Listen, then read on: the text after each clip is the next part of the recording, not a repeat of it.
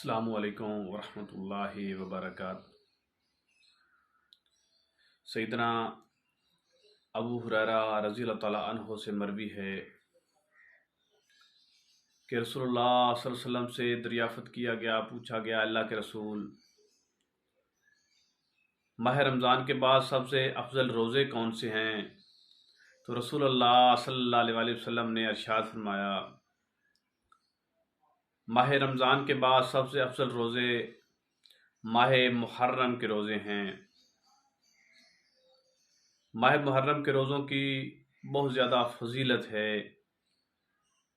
جو بندہ ماہ محرم کے اندر یوم عاشوراء یعنی 10 محرم کا روزہ رکھتا ہے، رسول اللہ صلی اللہ علیہ وسلم نے ارشاد فرمایا اس کے 1 سال کے گناہوں کو معاف کر دیا جاتا ہے۔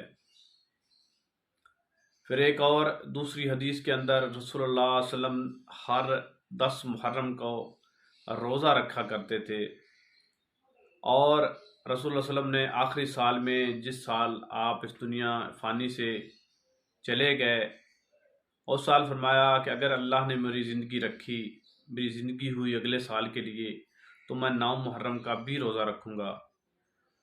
تو 9 محرم کے آنے سے پہلے اللہ کے رسول اس دنیا سے چلے گئے، تو اس لیے ہمیں چاہیے کہ 10 محرم کا روزہ رکھیں گے تو 1 سال کے گناہ اللہ تعالی ہمارے معاف فرمائے گا۔